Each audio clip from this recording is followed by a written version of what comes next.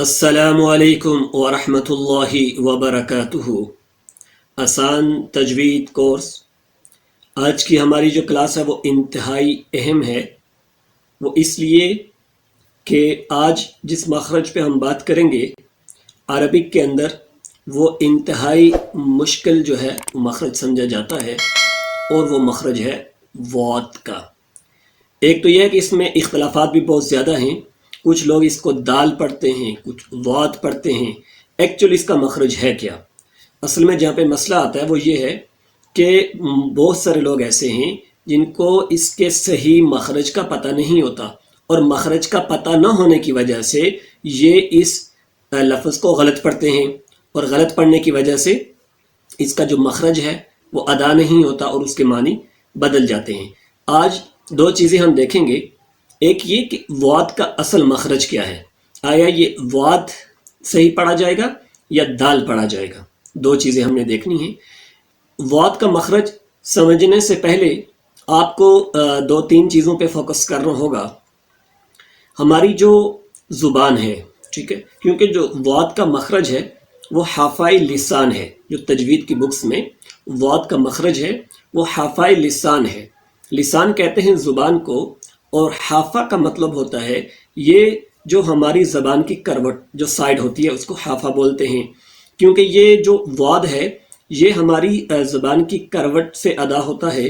وہ ہماری زبان کی کروٹ جب اوپر کی 5 داڑوں سے لگتا ہے تو اس سے واد ادا ہوتا ہے، چاہے وہ آپ دائیں طرف سے لگائیں یا بائیں طرف سے لگائیں، دونوں طرف سے اس کا مخرج ادا ہو جاتا ہے۔ پہلی بات تو سمجھنے کی یہ ہے کہ یہاں کے اگر آپ تھوڑا سا فوکس کریں تو یہاں پہ دیکھیں یہ ہماری زبان کی شیپ بنی ہوئی ہے، اور اس میں ہم نے اس کو 3 حصوں میں ڈیوائیڈ کرنا ہے۔ ایک ہے اقصی لسان۔ اقصی لسان کا مطلب ہے کہ ہماری زبان کا جو آخر ہے، ٹھیک ہے، ہماری زبان کا جو آخر ہے، جو جڑ ہے، اس کو اقصی لسان کہتے ہیں۔ اور دوسرا ہے حافظ لسان۔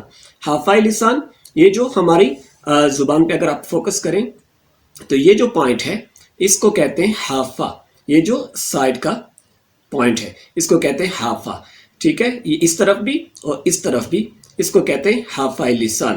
اور ایک جو اس کا یہ سٹارٹنگ پوائنٹ ہے جو یہ اس کو کہتے ہیں طرف لسان۔ تو ہمارے جو واد کا مخرج ہے وہ حافظ لسان ہے۔ تو واد کا مخرج سمجھنے سے پہلے یہ چیز جان لینا ضروری ہے کہ حافہ کس کو کہتے ہیں، وہ میں نے آپ کو بتا دیا۔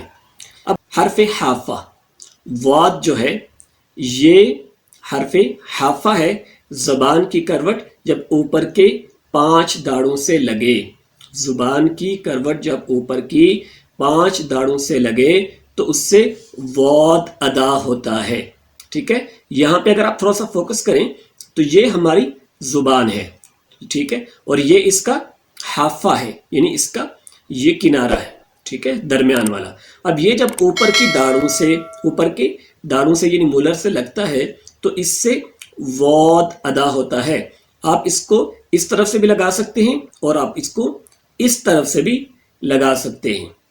یہ تو ہے واد کا مخرج، یہ ہو گیا واد۔ اب دوسری چیز یہ آ جاتی ہے کہ لوگ اس کو دال کیوں پڑھتے ہیں، حالانکہ دال اور واد کا مخرج اس میں بہت زیادہ فرق ہے۔ دال کا جو مخرج ہے وہ تو جو ہماری زبان کی طرف ہے، مطلب یہ جو آخری حصہ ہے، یہ جب کے نام ہم سیکھیں گے ان سے جب لگتا ہے یہ جو دانت ہیں تو پھر وہاں سے دال ادا ہوتی ہے، ٹھیک ہے، تو یہ دال کا مخرج ہے۔ تو دال اور واد ان میں بہت بڑا فرق ہے، اس لیے ہمیں صحیح مخرج کی ادائیگی کی طرف جانا چاہیے، ہمیں صحیح مخرج سیکھنا چاہیے، کیونکہ ہم دیکھا دیکھی کرتے ہیں، سنتے ہیں کہ فلاں اس کو یہ پڑھتا ہے، فلاں اس کو یہ پڑھتا ہے، ہم اسی طرح چلتے ہیں، سیکھتے ہیں نہیں۔ حالانکہ تمام تجوید کی بکس کے اندر اگر ہم شروع سے لے کے آخر تک دیکھ لیں تو واد کا یہی مخرج بیان کیا گیا ہے، اور دال اور واد میں بہت بڑا فرق ہے۔ واد کا مخرج جو ہے وہ میں نے آپ کو بتا دیا۔ اب تھوڑی سی اس پہ پریکٹس کرتے ہیں۔ واد، واد، ٹھیک ہے، یہ ہماری زبان کی جو کروٹ ہے اس کو چاہے آپ جو ہے نا بائیں طرف لگائیں یا دائیں طرف لگائیں، دونوں طرح یہ واد ادا ہوتا ہے۔ واد واد، اور بنسبت دائیں طرف کے بائیں طرف ادا کرنا آسان ہے. آپ اس پہ پریکٹس کریں. واد واد، ولد والین ولد والین.